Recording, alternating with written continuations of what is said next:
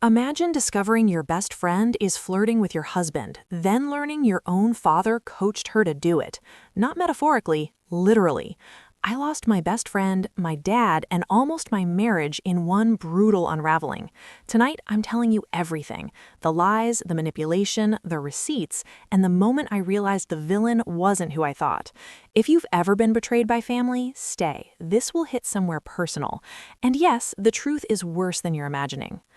All right, before anyone jumps into the comments screaming this is fake or there's no way this many people could betray one person, let me say this directly to you, the person watching right now with your finger hovering over the skip button. I was you. I was the person who believed bad things happened to other families, other marriages, other women, not mine, not us. And that belief is exactly what made everything that came next hit harder. My name is Natalie. I'm 32 years old. I've been married to my husband Garrett for 6 years, and we have a 4-year-old daughter named Lily. And up until 3 months before my entire world detonated, I thought I had a perfect life. Not Instagram perfect, not fake perfect. I mean the kind of quiet, boring, genuinely good life people overlook because it doesn't scream for attention. And that's important because this story isn't about cheating, not really. It's about control. It's about manipulation. It's about the kind of people who smile while they're setting fires behind your back and convince themselves they're doing it for your own good. Let me paint the picture. Garrett is a software engineer. He's calm, steady, the kind of man who shows love by being reliable. He picks Lily up from preschool, he remembers doctor appointments, he fixes things without making a big deal about it. No drama, no ego. And that, apparently, was his crime. I was a stay-at-home mom at the time, a choice I made consciously, a choice I loved, and a choice that one specific person in my life never forgave me for: my father. But we'll get there. First, Ronnie. Veronica, Ronnie, was my best friend since college. Over a decade of inside jokes, late-night phone calls, shared secrets. She was in my wedding, she was Lily's godmother, the person I'd have trusted with my life without hesitation, the person you never imagine you'll have to protect yourself from. And that's how it always starts, isn't it? With someone you'd never suspect. The first crack appeared on a Tuesday night. Nothing dramatic, no screaming, no obvious betrayal, just a feeling, that quiet, skin-crawling intuition that something is off, but you don't yet have the language to name it. Garrett came home late from work. Not unusual, but he felt distracted. Not guilty, not defensive, just mentally elsewhere, like someone reading a message they wish they could unread. I asked how his day was. He said fine, didn't look at me. Then I mentioned Ronnie wanted to come over for brunch that weekend, and he froze. Just for a second, but if you've ever lived with someone long enough, you know when something doesn't belong. His hands stopped moving, his shoulders tightened, and then he said, "That's nice." Here's the thing that matters. I didn't accuse him, I didn't confront him, I didn't spiral, because when you trust people, you give them the benefit of the doubt, even when your gut is screaming. That weekend, Ronnie showed up wearing a red dress, tight, low-cut, not scandalous, just intentional, the kind of outfit you wear when you want to be noticed. And she wasn't looking at me, she was looking past me, at my husband. And before anyone in the comments starts typing, "Women can wear what they want," stop. This isn't about fabric, it's about behavior, context, pattern, intent. She softened her voice when she spoke to him, laughed harder than necessary, found reasons to stand close, touched his arm while talking.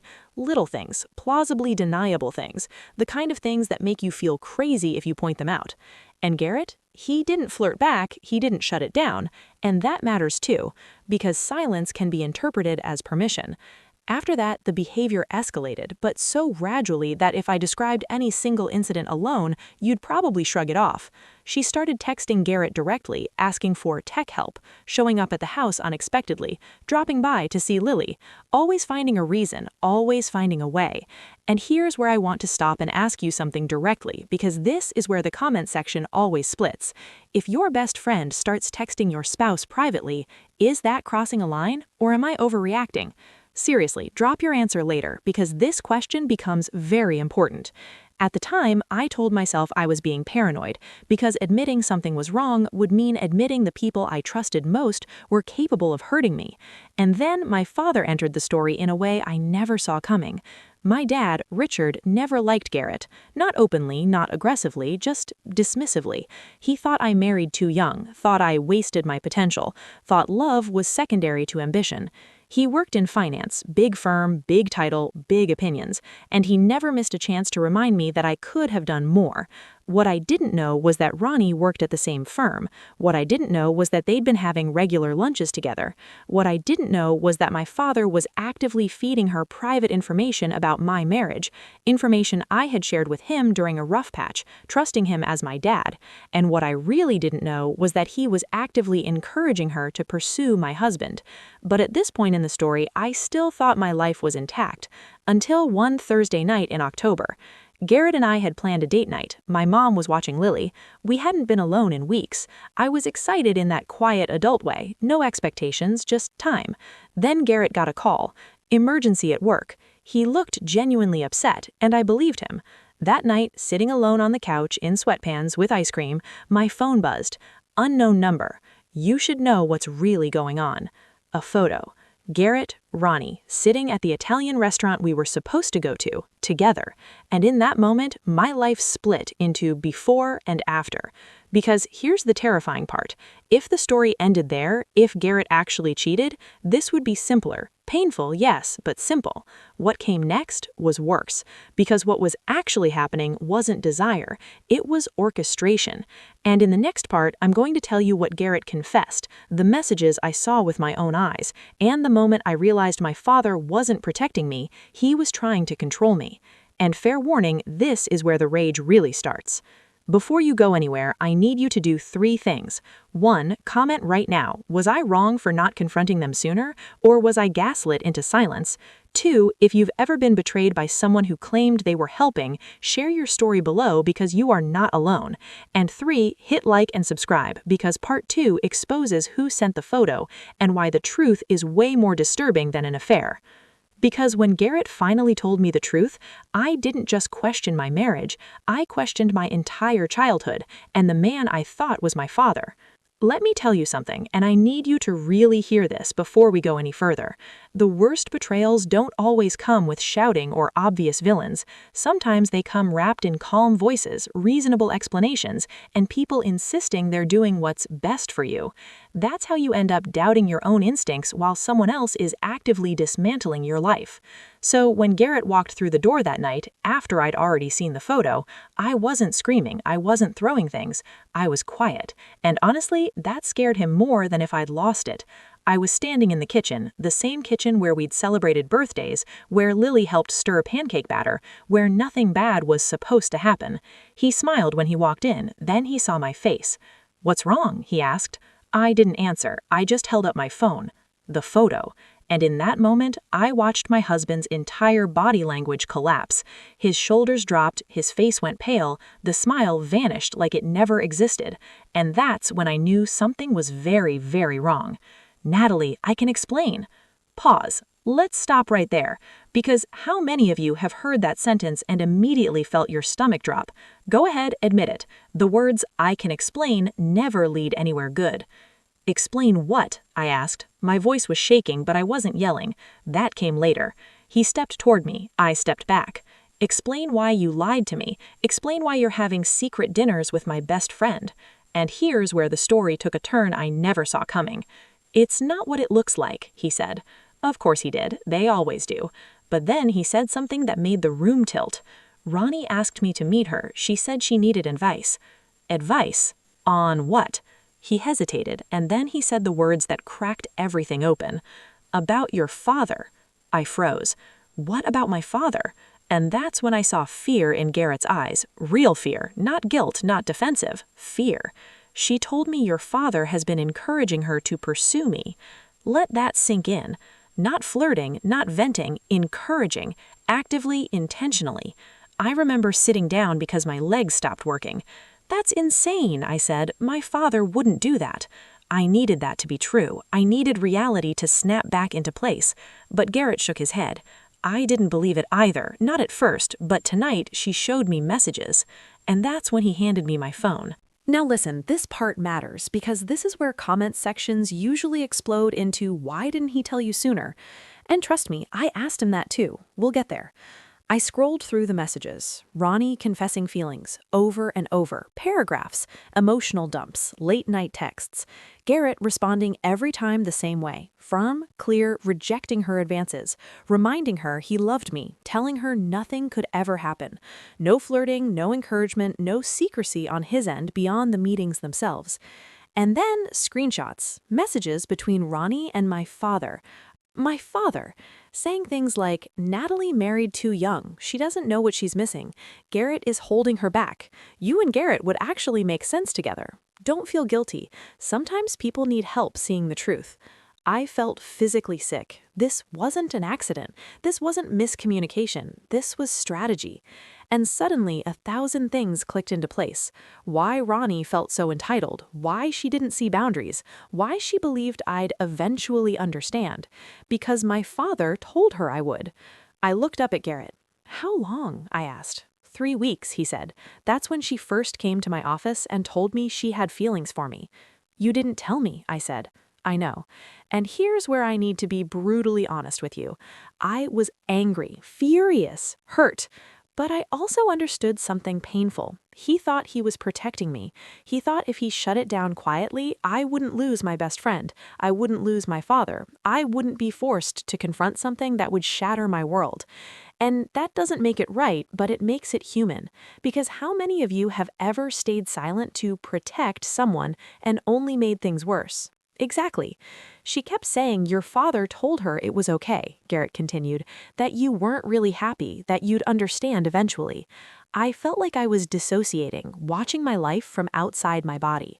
She kissed me once, he added, 2 weeks ago. I pulled away immediately. I told her to leave. That hurt. Even though he did the right thing, it still hurt, because betrayal doesn't need sex to destroy trust. I believed him, but belief doesn't erase pain. Why didn't you tell me then? I asked again. Because I knew it would destroy you, he said, his eyes wet, and I thought I could fix it before it got that far. And here's the uncomfortable truth nobody likes to admit. Sometimes silence isn't betrayal, it's fear. But fear doesn't protect relationships. Honesty does. And we both learned that the hard way. Now, remember the anonymous text? The photo? Who sent it? I asked. I don't know, but whoever it was, they knew. And that thought haunted me, because someone out there had been watching this play out. Someone knew my father was orchestrating something deeply twisted. And suddenly, the story wasn't just about my marriage anymore. It was about a pattern. The next day, I confronted Ronnie, and that's where things went from shocking to enraging. Because when she sat in my living room and started crying, I didn't just hear excuses. I heard confirmation.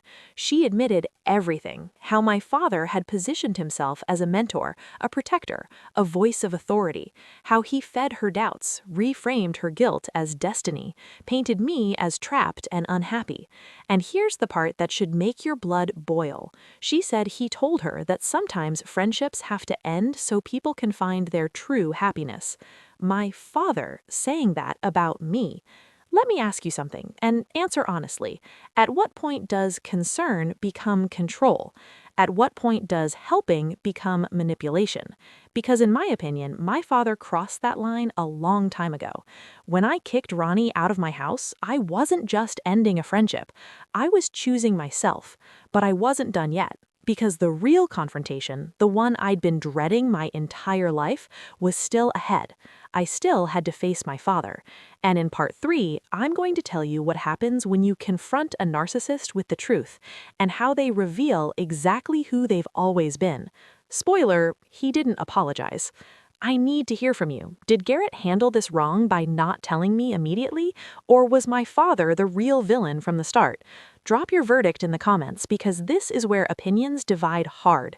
If you've ever had a parent sabotage your relationship for your own good, share your story and make sure you're subscribed, because part 3 is the confrontation that ended my relationship with my father forever.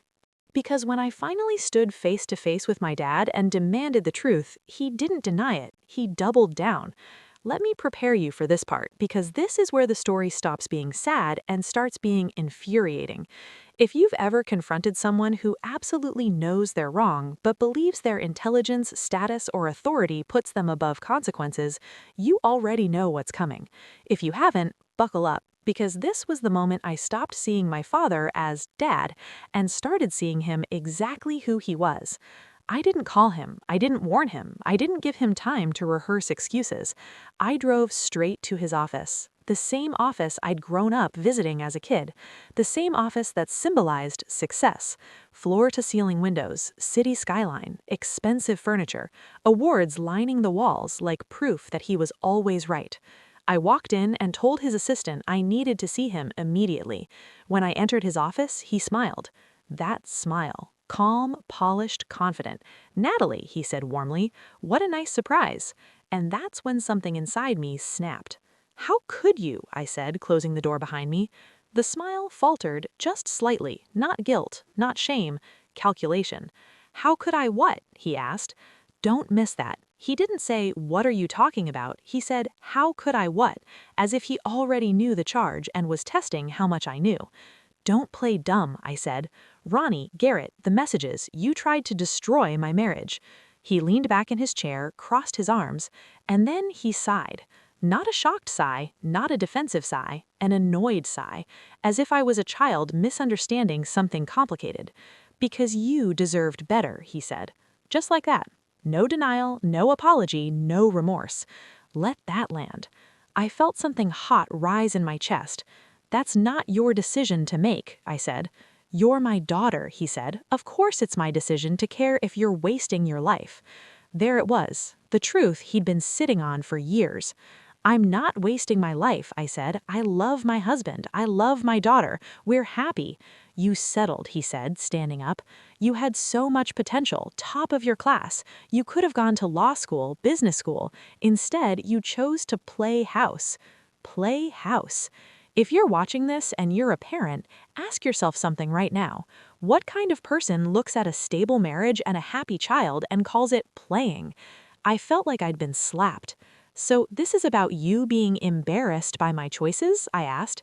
"I'm disappointed," he said. "I raised you to be more than this." And suddenly, my entire childhood made sense. Every backhanded compliment, every "I just want better for you," every moment he made me feel small for wanting peace instead of power. "You raised me to be like you," I said, "ambitious, ruthless, never satisfied." "Keep your voice down," he snapped. "No," I said, "you manipulated my best friend into trying to seduce my husband. You planted lies, you weaponized my trust, all to prove you were right.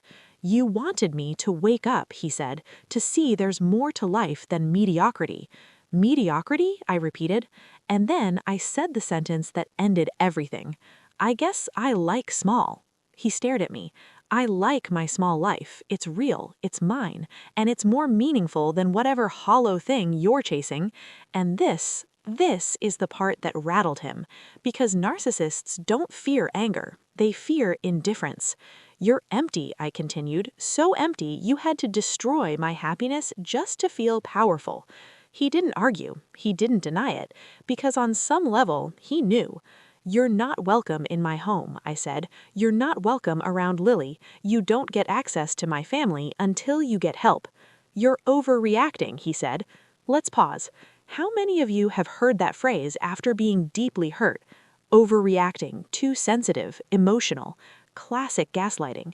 You psychologically manipulated a young woman. You encouraged her to pursue a married man, your daughter's husband.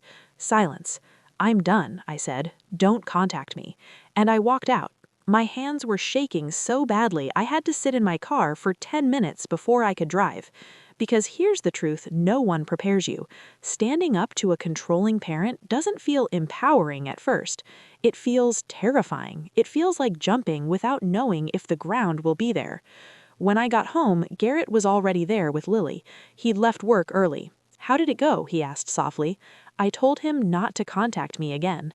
And then I broke. Not because I doubted myself, but because I was grieving the father I thought I had, the man I wished he'd been, the man who never existed. Garrett held me while I cried, and for the first time I realized something crucial. My father didn't just try to control my marriage. He'd tried to control my identity my entire life. And now that he'd lost that control, he was dangerous, because people like him don't stop. They escalate. And that's exactly what happened next. Because when I thought the damage was contained, when I thought the worst was over, the truth came out that my father had done this before, to other women, other relationships, other lives. And part 4 is where the story stops being personal and starts being systemic. This wasn't just about me. It was a pattern. I need you in the comments right now. Did I cross a line by cutting my father off completely, or was it the only option left? Be honest. If you've ever had a parent try to control your relationships, your career, or your happiness, share your story below. And make sure you're subscribed because in part 4, other women come forward and what they reveal changes everything. Because when a stranger called me and said, "Your father did this to me too," I realized this wasn't a family issue, it was a pattern of abuse hiding in plain sight. If you think my father's behavior was a one-off, you're about to learn how wrong that assumption can be. Because here's the thing about manipulators, they don't just break one person. They create systems, patterns, a network of influence that stretches far beyond what anyone realizes until the walls start collapsing. It all started with a phone call, unknown number. "Hello?" I said cautiously. "Hi, Natalie. My name is Laura. I don't know who else to talk to, but your father, he did this to me too." I froze. The first thought that hit me, this has to be a scam, but there was something in her voice, desperation, fear, familiarity. She told me her story. She had dated a man 10 years ago, someone my father knew professionally. Over months, she noticed my father's constant guidance whenever her career or relationships came up. Emails, meetings, advice, harmless at first, he said, but then came subtle manipulations, planting doubts about her partner, encouraging her to seek someone more compatible, and even dropping rumors to colleagues to destabilize her confidence.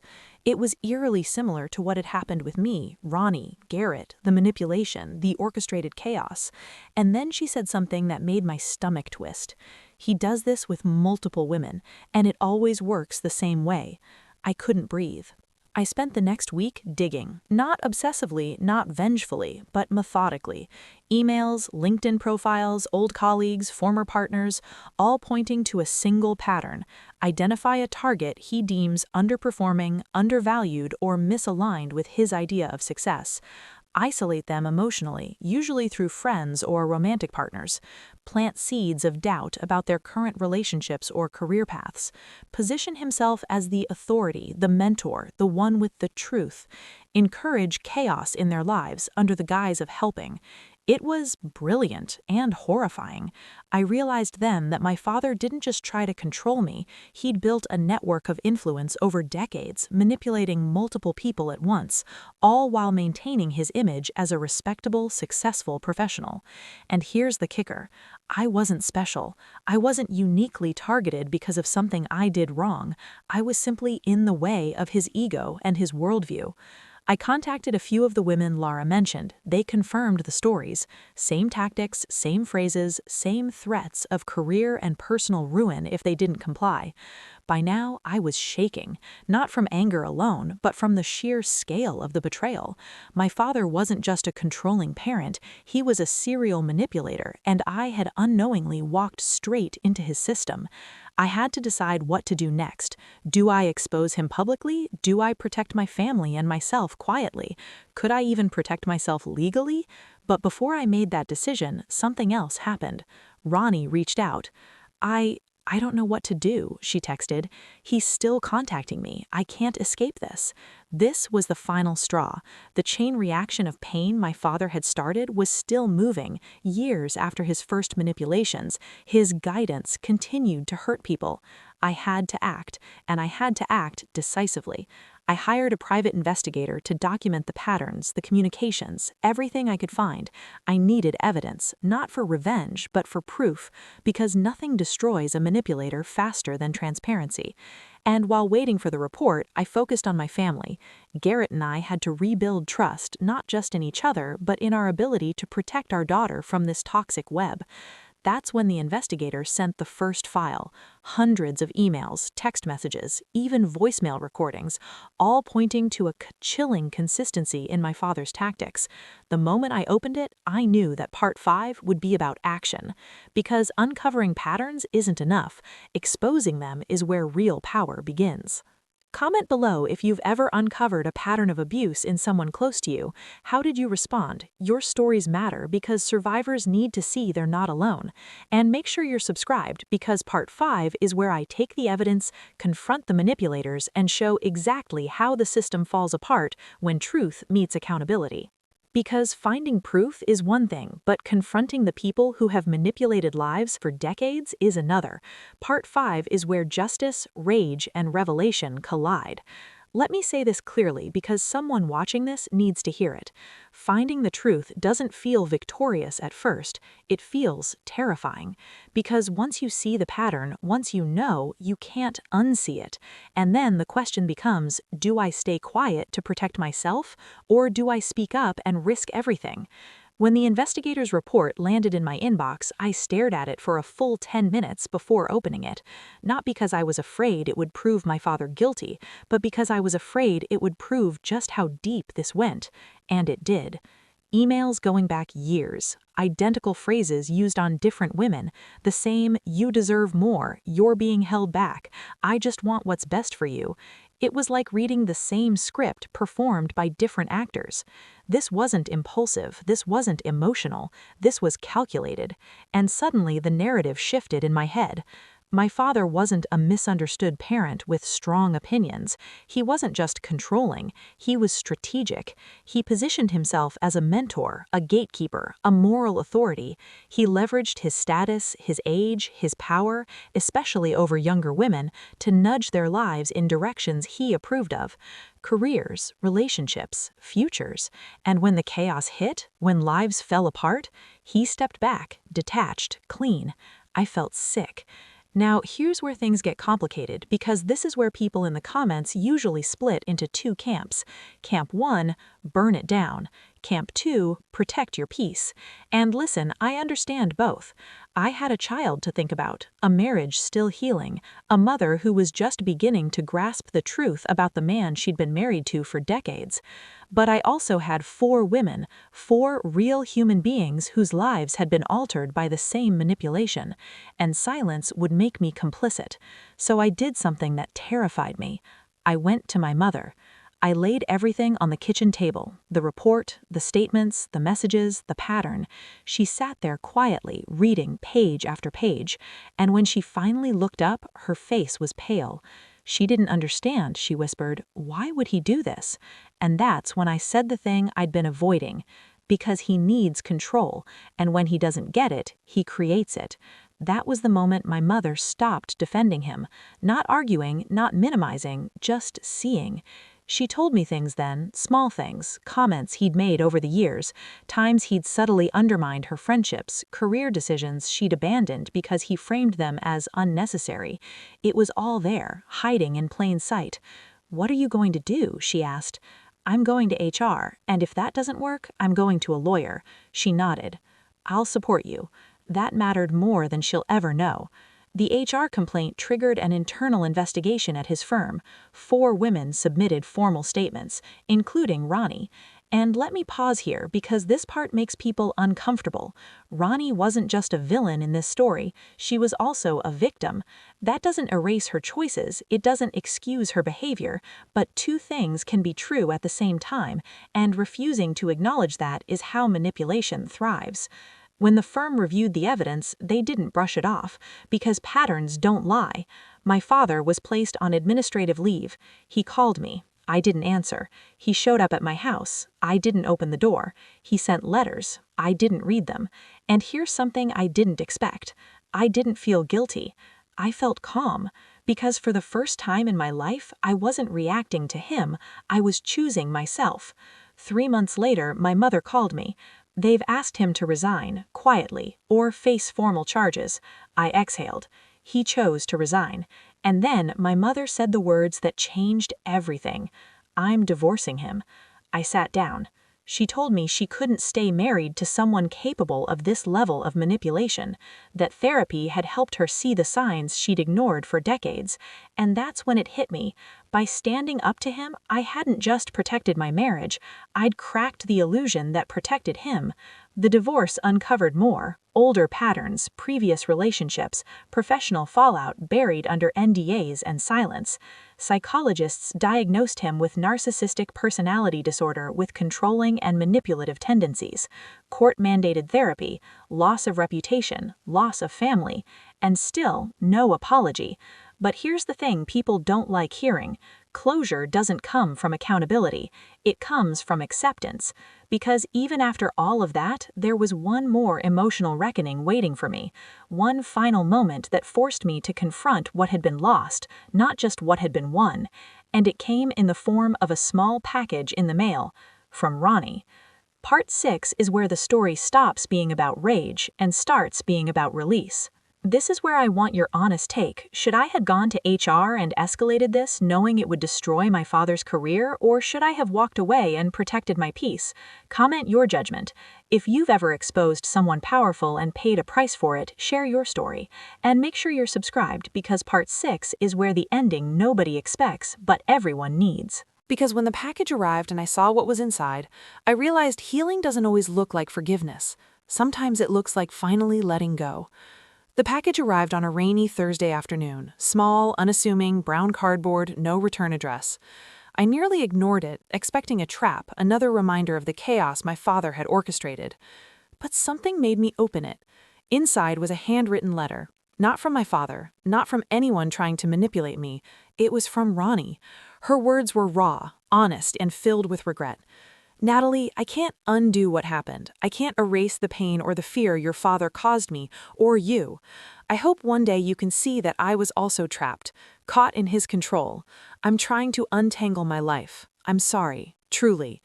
I sat in silence. No anger, no rage, just relief. Because part of healing is recognizing that some people were never the villain themselves. They were pawns in a system you didn't create, but that affected you anyway. It was also the first time I allowed myself to feel closure. Not closure from my father, that would never come. Not closure from the betrayal itself, that wound would linger. Closure from the fact that I could finally see the full picture. The manipulation, the lies about lies, and still choose my life, my way. Garrett and I talked for hours that evening. Lily slept in her room, oblivious, and I realized something. I could finally see my daughter's future without my father's shadow over it. We made small but deliberate choices: boundaries with extended family, therapy for both of us to process trauma, open communication about manipulation and trust. And here's the hardest lesson I learned. Healing isn't linear. It's not about rage or revenge. It's about reclaiming your life, piece by piece, from those who tried to control it. I've started journaling again. I take walks alone. I celebrate the quiet victories, making decisions without fear, laughing without hesitation, protecting my family without guilt. And in doing this, I realized the final truth. Your peace is your power. No one can take it, no one can manipulate it, unless you let them. My father is gone from my life, my best friend is gone, but my marriage, stronger, my daughter, protected, my sense of self, finally mine. I share this story because people often ask me, how do you move forward after someone you love betrays you? You don't erase the pain, you don't ignore it, you accept it, you learn from it, and you take control of the narrative. That's exactly what I did. The rage, the betrayal, the manipulation didn't define me, my choices did. And now, every day I wake up reclaiming my life. The story ends here, not with vengeance, not with reconciliation, but with freedom. Freedom from toxic control, freedom from fear, freedom from the people who tried to dictate your happiness. And that, I promise you, is worth more than any apology or any revenge. If you survived manipulation, betrayal, or toxic control, share your story in the comments. You aren't alone, and your voice matters. Protect your peace, set your boundaries, and remember, freedom isn't given, it's claimed. Healing isn't about fixing what was broken, it's about building a life they can't touch. And that's exactly what I did.